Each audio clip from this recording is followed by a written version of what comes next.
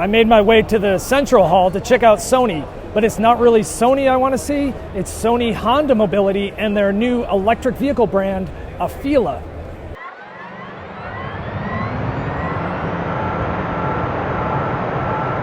Sony at CES 2023 showed off a concept of the car being developed with Honda.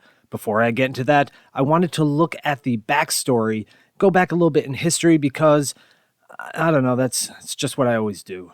Go back to CES 2020 when Sony stunned the show by unveiling a car, the Sony Vision S. Nobody saw it coming. There were no marketing teasers, there was no buzz pre-show from well-informed media. It seemingly came out of nowhere, and that made it special. The other thing that made it special is how real it felt to people inside the auto industry. Lots of people can make a concept car. The most radical ones don't even drive. You push them on stage or they have a simple motor to give the impression that they can be driven.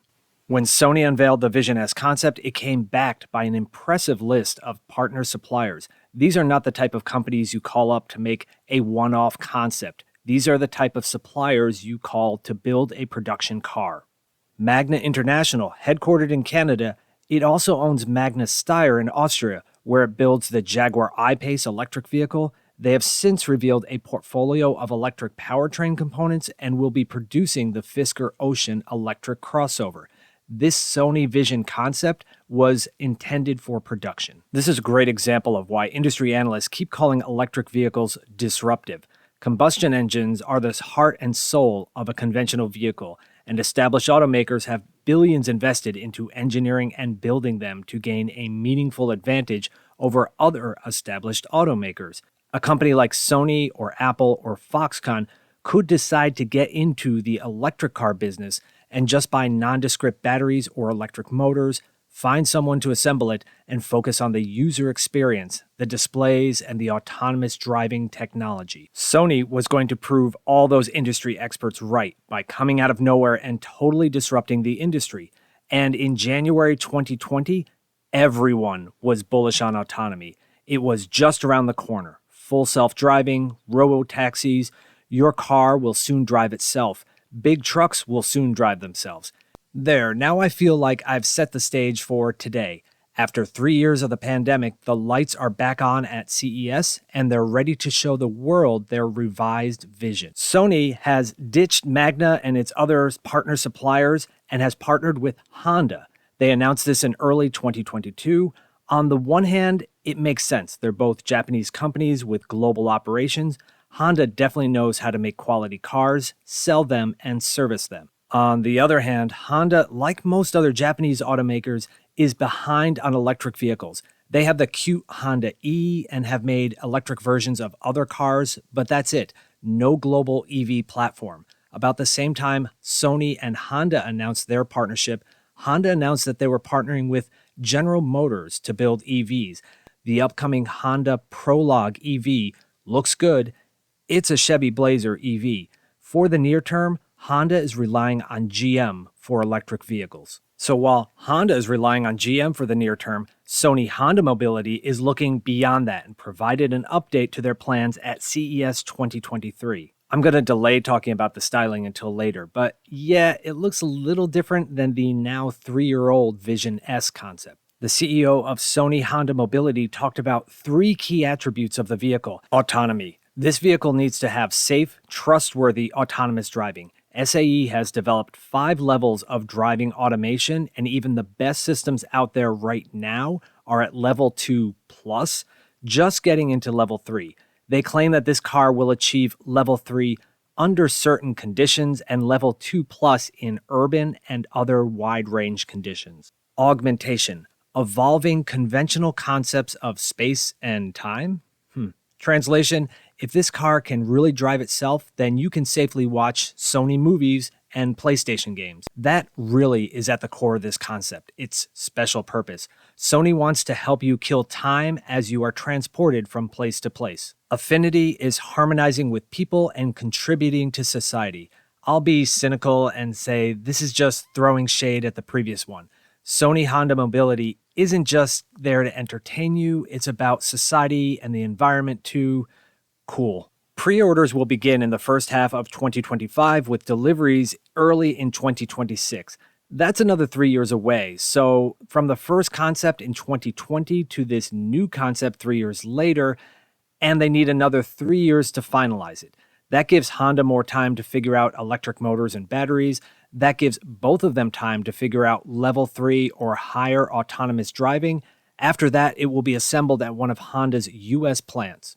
Of course, it will be sold as AFEELA. Best I can tell, AFEELA is a girl's name in Arabic. When companies look for a new brand name, they have to see what hasn't been trademarked, what websites are available. I don't mind the name, I just wonder why they needed a new name. Why couldn't they just sell it as a Sony, distributed and serviced by Honda dealers? Did Honda not like that idea, fearing it would make Honda cars the lesser brand? Will AFEELA create its own stores and service network, or will they leverage Honda's existing network? It's worth repeating, this car is nothing without autonomy. To get there, the vehicle uses 45 sensors. By my count, 38 on the exterior, that includes one LiDAR sensor, and 7 on the inside.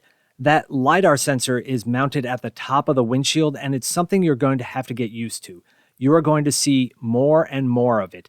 Engineers will be getting better at making them smaller, and designers will get creative in ways to make them less noticeable. But once I point it out to you, you can't unsee it. You're welcome. In case you're not familiar with LiDAR, it stands for Laser Detection and Ranging, using lasers to map the road ahead and use that data in conjunction with cameras and radar sensors. But not everyone is using it. Famously, Twitter boss refuses to let Tesla engineers rely on it, putting all their efforts into analyzing camera data to perform autonomous driving.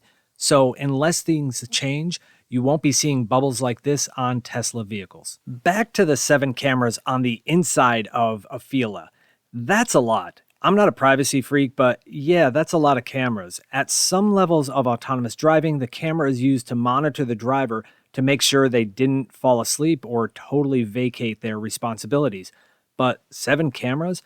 I don't know why so many unless it's for entertainment purposes. Sony Honda Mobility announced that Qualcomm will be their primary partner for computing all this sensor data and providing entertainment. Solid choice. Although not getting as much attention as Tesla or Google, Honda too has been working on higher levels of self-driving for years.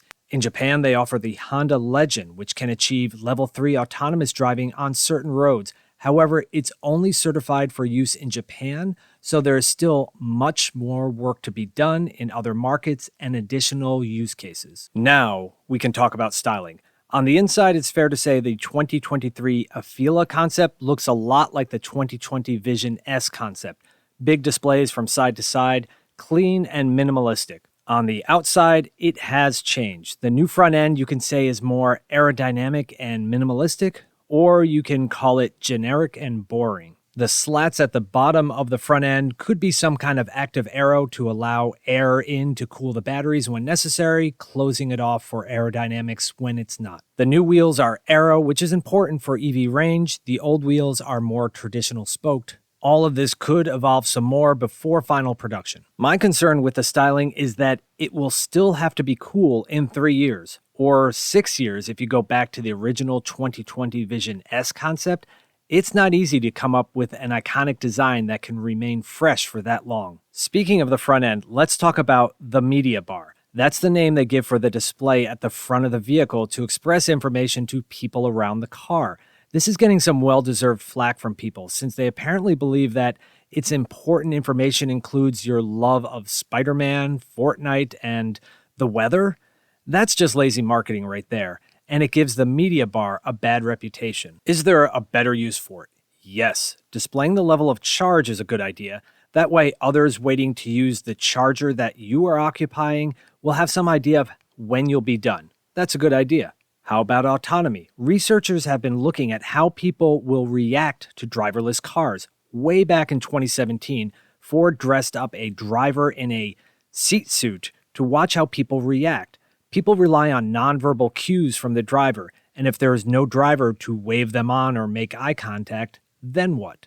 If the AFEELA car was parking itself with no driver inside, A message could be displayed on the front to let pedestrians know that everything's okay. If the car is self-driving at an intersection with the driver playing a game, the media bar could flash a message letting the other driver know they have the right of way and should proceed into the intersection. In summary of the new AFEELA concept EV from Sony Honda Mobility, they tweaked the looks from the original concept, and I don't think it looks better.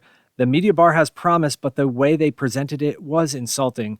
I would love to know why they went with a new brand name, which will require lots of paid advertising to build awareness. Did Sony not want to use their name on the car? My guess is that Honda wanted a name that they could co-own. This vehicle must, at a minimum, achieve level 3 autonomy across a large road network in major markets, or else all that fun Sony entertainment will go to waste. They promise it will hit the road in early 2026. That gives Honda 3 years to develop a modern EV platform to build this on, and for Sony and Honda to develop their self-driving technology. Plus, in 3 years, we'll probably be up to Gran Turismo 10, and they can figure a way to integrate that into AFEELA. If you enjoyed this video, then give it a like. If you hated this video, then subscribe. In either case, thank you for watching. Talk to you later.